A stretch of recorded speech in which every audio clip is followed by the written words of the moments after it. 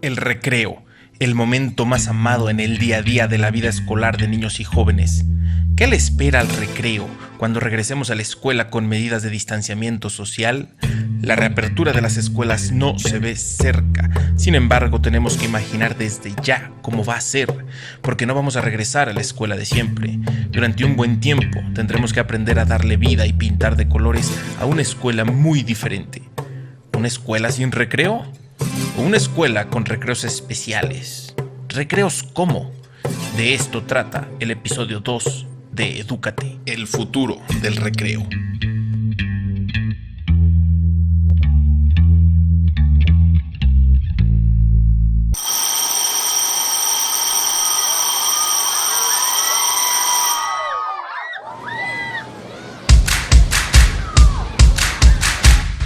Bienvenidos a Edúcate, un podcast para hablar sobre educación. De una manera inspiradora, pero sin cursilerías, ingeniosa y muy bien documentada. Este es un producto altamente pedagógico y 0% aburrido. Yo soy Rodrigo Limón. Y yo, Juan Pablo Pérez Solórzano. Un podcast para maestros y padres de familia que de vez en cuando se desesperan. ¡Comenzamos! ¡Edúcate!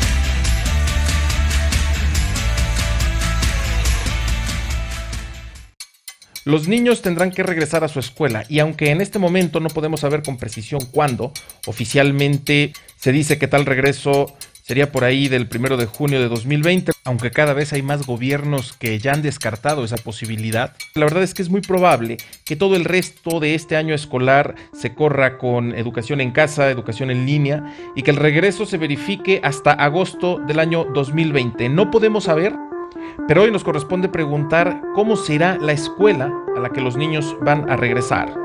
Estamos hablando de una escuela que tendrá que tomar medidas de distanciamiento social y tenemos como referencia algunas imágenes que en reportajes han llegado principalmente de China, en la que se ve a niños tomando clases en su aula con el rostro totalmente cubierto por una careta o bien pupitres aislados entre sí por paneles plásticos.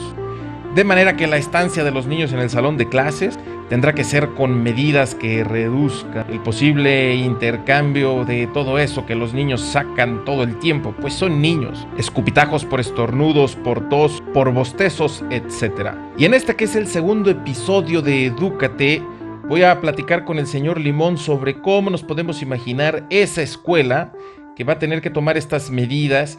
Y principalmente, señor Limón, ¿cómo nos podemos imaginar el recreo, el momento más querido de los niños, de los jóvenes cuando van a su escuela? Bienvenido a la segunda emisión de Edúcate, ¿cómo le va? Y cuéntenos qué hay de todo esto que he planteado en lo que toca a la reapertura de la escuela después de la cuarentena. Hola Juan Pablo, qué gusto, segundo podcast, ¡qué emoción! La verdad es que nunca creí que llegaríamos tan lejos. No, saludos a todos los que nos escuchan. Como bien dices, Juan Pablo, pues todavía no sabemos la fecha exacta en que volveremos a la escuela. Y de regreso son varios los problemas con los que nos vamos a enfrentar. Si bien los niños no han sido los más vulnerables, son posibles portadores. Y al encontrarse de regreso a casa después de ir a la escuela, pueden contagiar a los más vulnerables, que son los abuelos. Los niños más pequeños tienen todavía la costumbre de meterse cosas en la boca, por lo que el contagio, si estuvieran ellos contagiados, es inmediato. Por lo que las escuelas deberán de tener especial cuidado con la limpieza, pero sobre todo deberán implementar protocolos para que los niños no compartan útiles. Como sabes, también trabajo en diseño de espacios de trabajo, tanto como en espacios de aprendizaje. Y en los espacios de trabajo se está previendo que las oficinas deberán de bajar un 30% o hasta un 50% la densidad. Así que tendremos que pensar en el nuevo acomodo de los escritorios. Pero en las oficinas siempre quedarán muy expuestos los trabajadores en los espacios comunes de llegada. Como ejemplo más claro, los elevadores.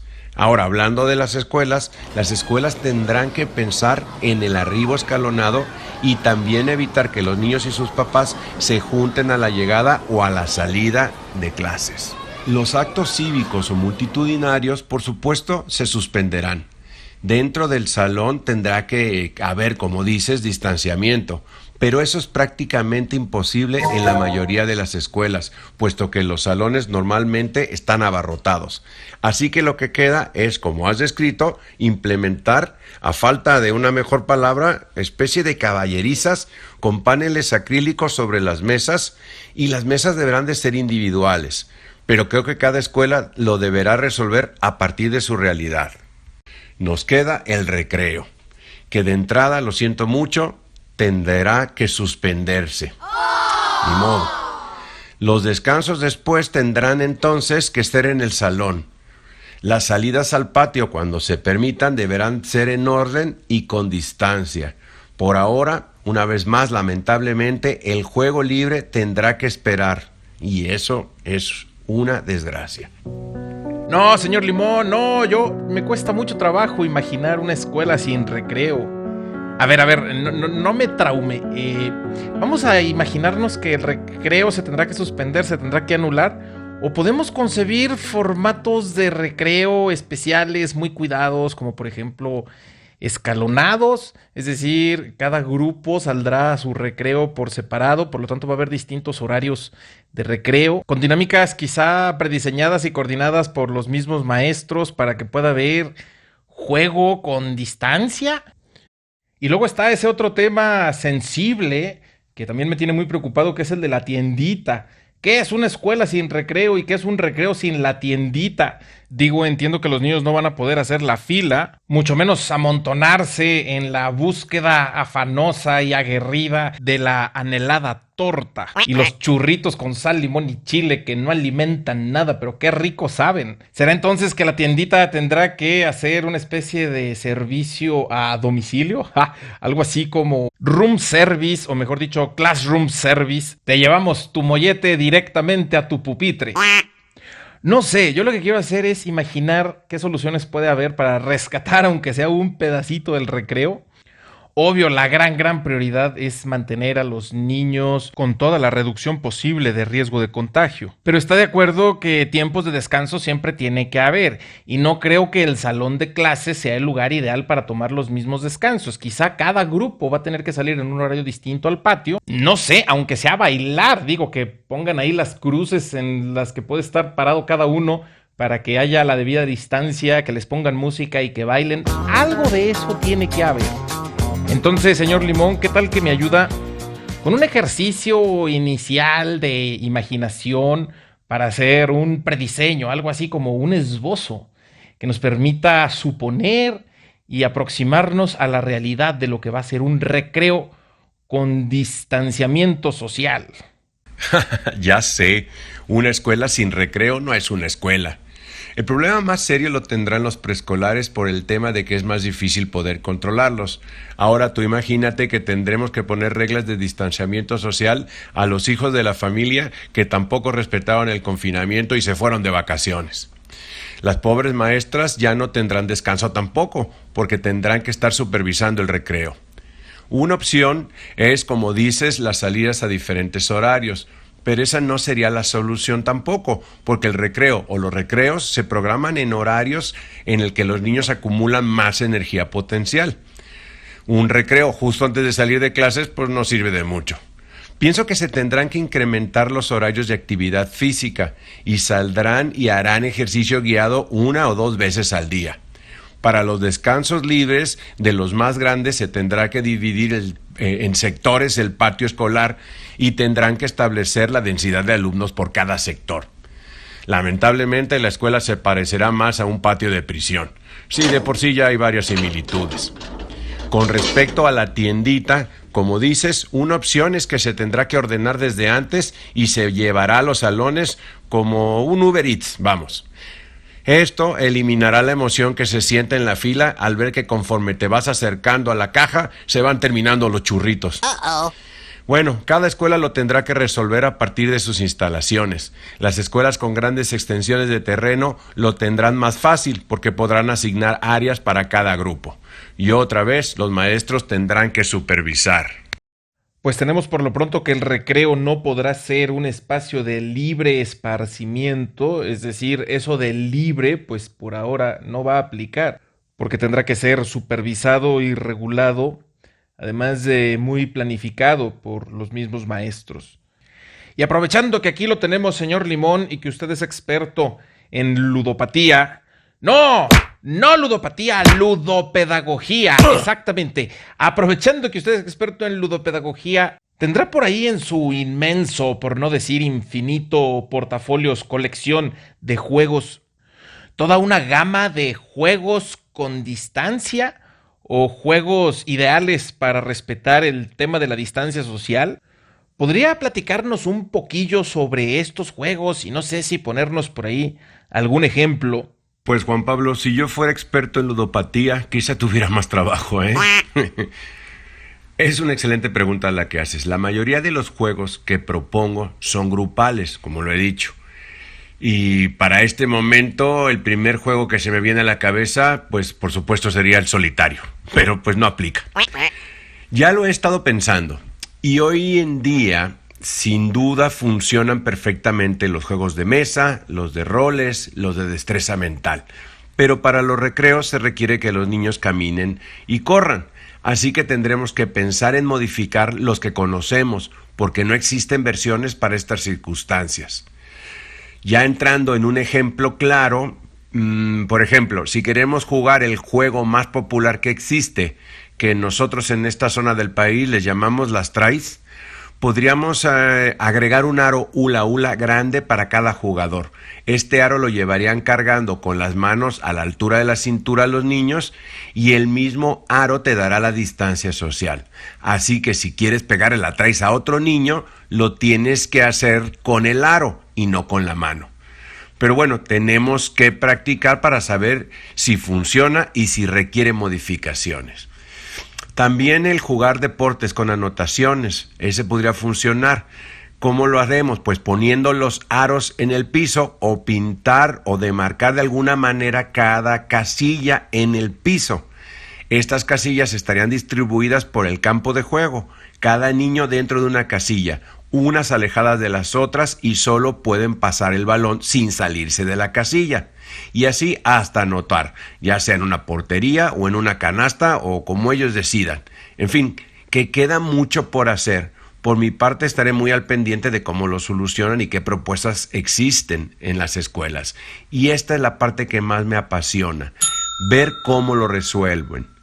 Yo propongo que se les dé a los niños el reto, es decir, que entre todos lleguen a la modificación de juegos que más les gustan a partir de las nuevas reglas. Y con todos estos dilemas nos vamos a escuchar la frase misteriosa del señor Limón en esta sección que se llama Jugo de Limón.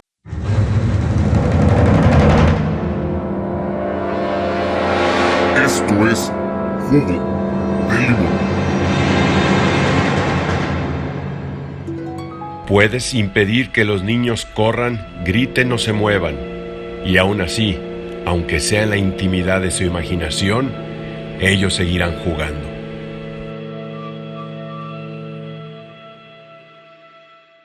¡Qué cosa más maravillosa! El elemento esencial para que los niños jueguen es su propia imaginación. Entonces sí podemos imaginar, claro que sí podemos imaginar una escuela sin el típico recreo, sin el recreo al que estamos acostumbrados a ver a los niños correr, empujarse, abrazarse, tirarse al piso y todo eso. No podemos nada más lamentarnos por lo que los niños no van a poder hacer en el entorno de una escuela con distanciamiento social. Más bien hay que pensar y recuperar las cosas que los niños sí van a poder seguir haciendo, como cantar, juegos de palabras y sonidos, juegos de mesa, juegos de cartas. Ahí están los juegos con aros que propuso ya el señor Limón. Van a poder contar chistes, hacer psicodramas. Hay muchas cosas con las que los niños pueden seguir su diversión en la escuela durante el tiempo del recreo y también en el salón de clases, porque el juego no nomás es para disfrutarse en los descansos, también es un mecanismo de aprendizaje para las clases en sí. Y lo que tendremos que hacer en esta nueva escuela con distanciamiento social quizás se refiere a buscar el tipo de juego que activa más la imaginación que el contacto físico, la expresión verbal por encima de la interacción corporal. Entonces el mensaje importante es ese. Hay mucha vida más allá de la pandemia, hay mucho que hacer aún en cuarentena, en confinamiento, pero lo más importante para los niños es que hay mucho, pero mucho que jugar, aún sin esta posibilidad de la interacción personal y la cercanía a la que estamos acostumbrados y que siempre nos hemos permitido cuando no existe riesgo de contagio. Y ahora que los niños tendrán que ser físicamente menos interactivos, pues tendrán que ser más narrativos. Ahora la posición del cuento, el relato y las historias que a los niños les pueden fascinar pueden convertirse también en un material de juego importantísimo. Es tanto lo que se puede hacer con una historia. Yo la comienzo, tú la sigues, o cada quien inventa un personaje y a ver cómo inventamos un cuento en el que todos los personajes participen. Hay mucho que hacer y en esto solo la imaginación podrá salvarnos. Muy cierto lo que dices, Juan Pablo. Cuando el cuerpo por cualquier motivo no puede moverse, es entonces que la imaginación toma el control. Este va a ser un buen momento para acercarnos a las expresiones artísticas, ¿no? Como teatro, oratoria, danza, narración, pintura, todas. Después de todo también son juegos. Entonces, vamos a ver, por un lado, la parte de la necesidad del movimiento físico lo puede cubrir los ejercicios guiados por el profe de educación física, manteniendo la distancia social. Y por el otro lado, la parte de la expresión emocional y corporal la puede cubrir el arte en todas sus expresiones. Me ilusiona pensar que podemos retomar el arte, ¿sabes? Claro, porque las actividades artísticas le sacan mucho provecho a la acción individual como tal. Incluso aquellas que son colectivas, como ensambles musicales, dramas y coreografías, se pueden hacer sin problema con reglas de distanciamiento. He dicho en más de algún webinar que me ha tocado impartir que ahora más que nunca es la época del aula invertida, también ahora más que nunca es la época de la pedagogía basada en proyectos y cuando nos toque regresar a la escuela con distanciamiento social, tendrá que ser la época de las artes.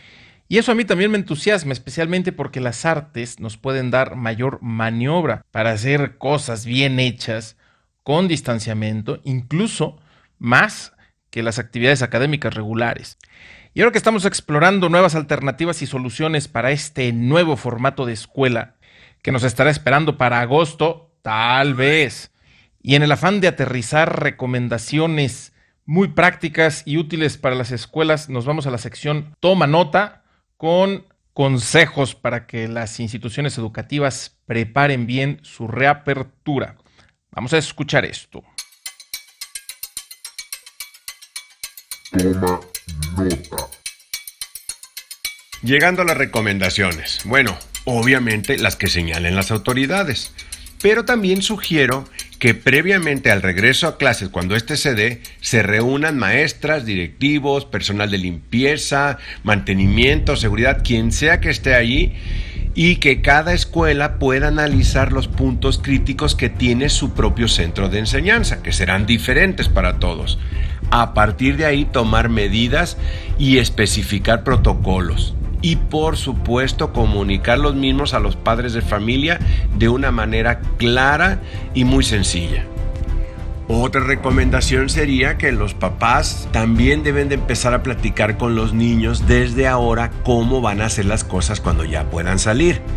Porque hoy por hoy solo están en confinamiento, es decir, no hay necesidad de distanciamiento social con las personas con las que viven. Yo propongo que se planteen juegos de rol, puestas en escenas, de cómo vamos a hacer cuando estemos ya con otros niños o con otras personas. De la misma manera, otra recomendación sería que las maestras ya pudieran empezar a platicar en sus clases virtuales acerca de que, aunque regresemos a la escuela, las cosas no van a ser igual que cuando la dejamos. Entonces, por ahora, deben de decirle que se tendría que comportar de otra manera, sobre todo a los más pequeños. Sin duda, tiene mucho sentido el regreso escalonado, porque así, con pocos niños a la vez, se podrá asimilar más fácilmente el nuevo comportamiento y que lo vayan haciendo hábito. Pocos niños, mucho mejor control. Y ya por último, mucha comunicación y comprensión entre padres de familia y escuela, para que al final los menos afectados sean los niños. No se nos olvide que nadie sabe qué va a pasar y cómo va a pasar. todo esto es nuevo para todos, así que habrá propuestas que no funcionen y deberemos ser pacientes todos. Esas serían mis recomendaciones, Juan Pablo. A mí no deja de impresionarme ver cómo de pronto estamos ante este reto enorme y apasionante que es reinventar la escuela. Y para hacerlo bien tenemos que seguir el proceso de la innovación, que consiste en generar prototipos, experimentarlos, valorar resultados, implementar y hacer una mejora continua de prácticas. Al respecto, las prácticas más delicadas son las que tienen que ver directamente con la contingencia, la prevención de contagios, sanitización y todo eso. Pero las prácticas centrales son las que tienen que ver con el modelo pedagógico y con la didáctica. Y en ello, ante tantos cambios que va a experimentar inevitablemente el entorno escolar, pues también se tienen que hacer importantes innovaciones. Y aquí nos enfocamos específicamente en las que tienen que ver con el aprendizaje basado en el juego. Y señor Limón, me gustaría pedirle más ejemplos de juegos, porque eso es lo que los profesores necesitan. ¿Qué más tiene por ahí, señor Limón? Claro, Juan Pablo, con gusto. Mira, les voy a compartir dos que se me vienen a la mente. Uno le vamos a decir memoria activa. Y se basa, como el nombre lo dice, en el juego de memoria, en donde los participantes encuentran un par de cartas que son iguales. Se juega así, mira. Los niños se separan en dos grupos con el mismo número de participantes. Este número de participantes tiene que ser par.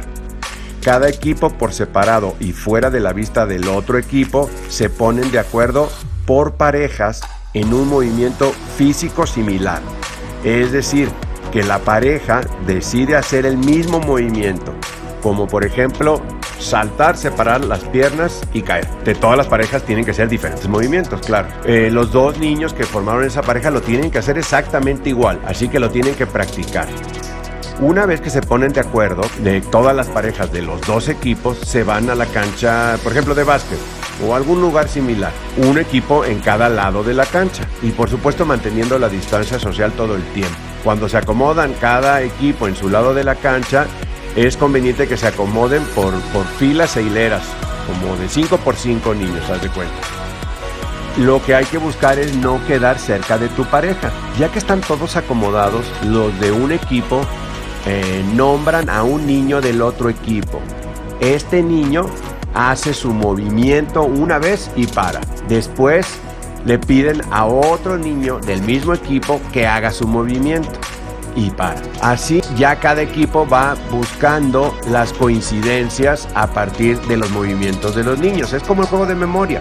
Tenemos que encontrar a las parejas que hacen el mismo movimiento. Por supuesto se toman turnos cada equipo hasta llegar a descubrir quiénes son las parejas y gana el equipo que descubra primero a todas las parejas del otro equipo.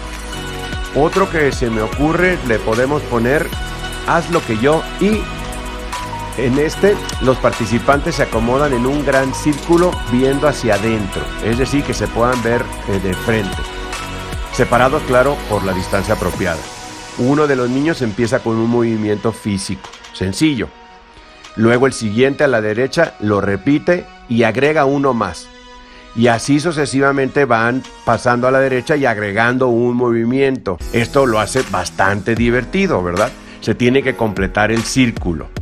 También en se pudieran agregar sonidos, gritos o palabras o alguna cosa así en cada movimiento, pero tiene que haber movimiento físico, porque es lo que estamos buscando. Bueno, y bajo estos ejemplos ya pudieran los profesores y los niños modificar otros juegos más o sugerirlos, ¿no? O sea, esto podríamos llamarle los juegos COVID, digo, para darle un sesgo positivo a este nombre horrible, tan tristemente célebre hoy día. Interesantísimo ese juego del memorama en el que cada alumno y con movimientos representa lo que sería una carta.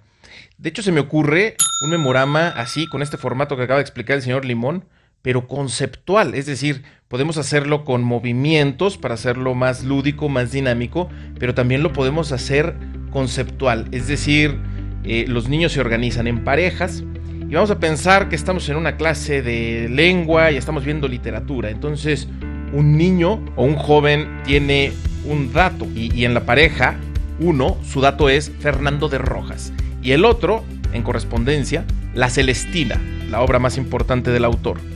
Y así, en cada pareja tenemos a uno con el dato de un autor y otro con el dato de su obra más importante. Entonces ya revolvemos a los niños, hacemos los dos equipos y comenzamos a jugar memorama, de tal manera que cuando un equipo señala a un niño del otro equipo, entonces este va a decir un autor o una obra y van a tener que buscar en otro niño del mismo grupo el correspondiente.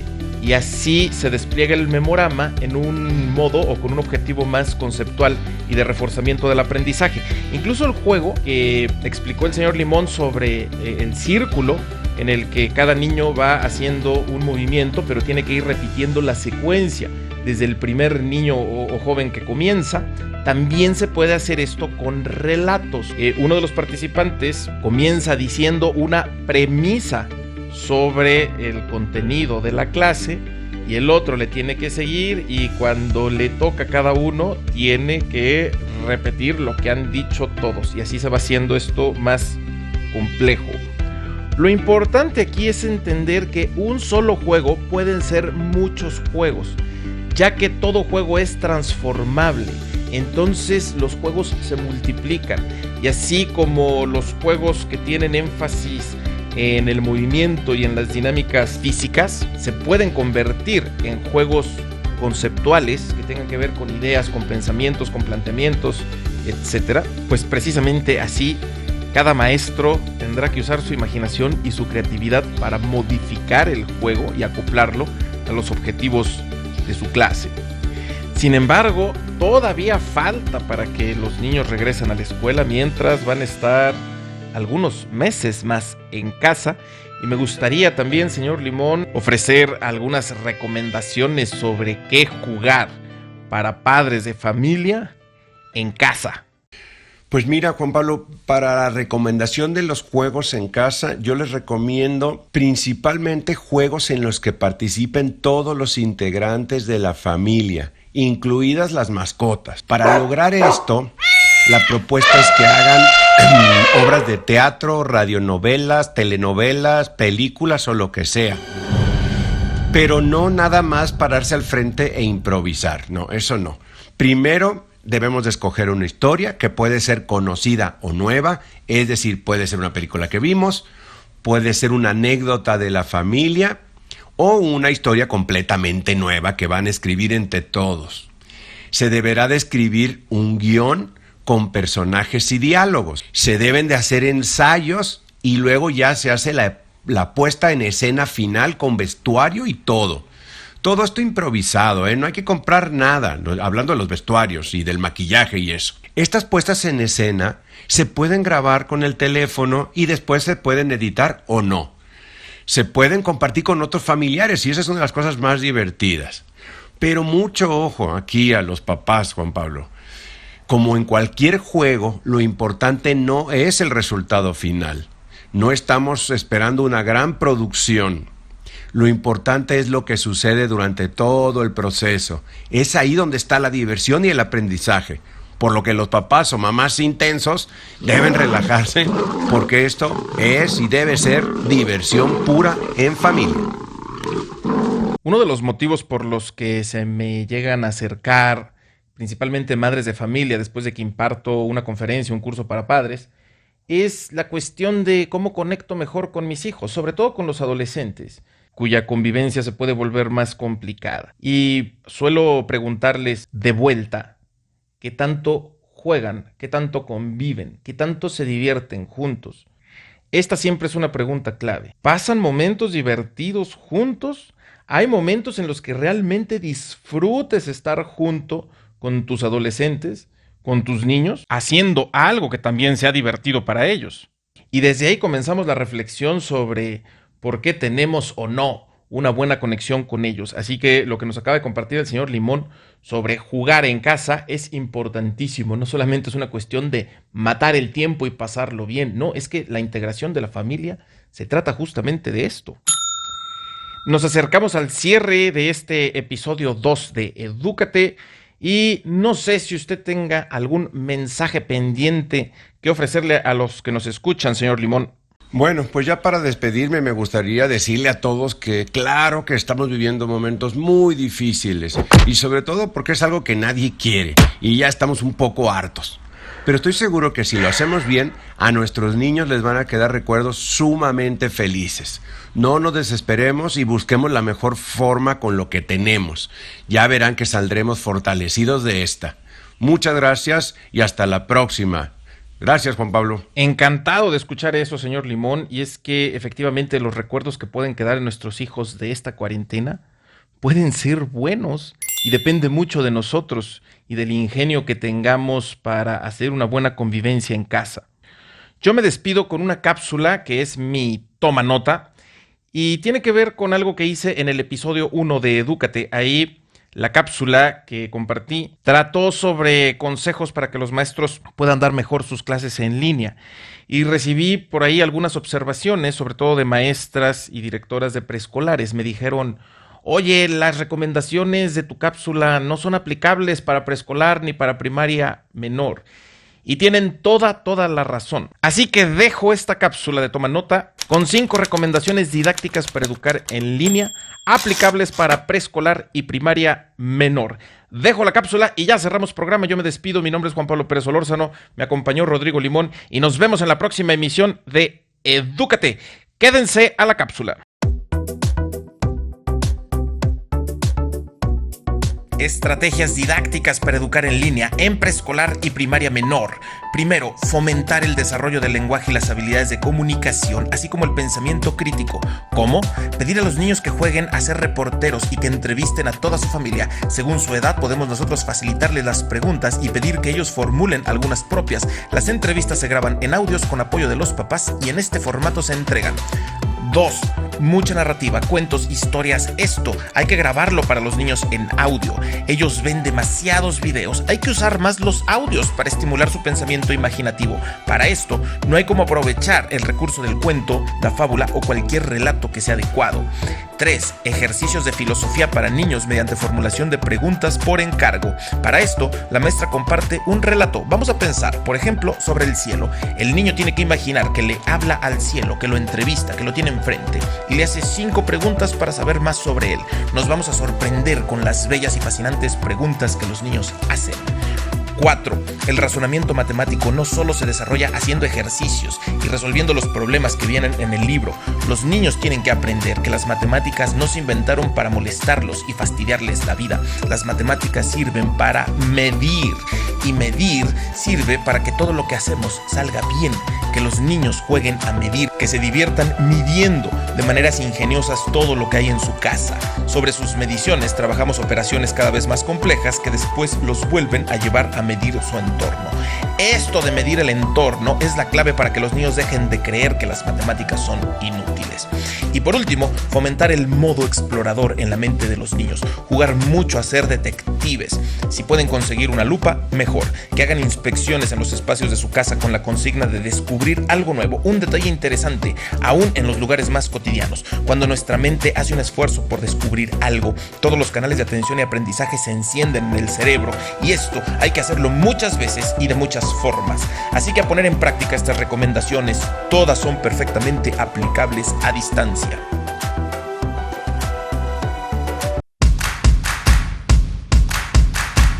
Esto fue ¡Edúcate! Nos veremos en el próximo episodio.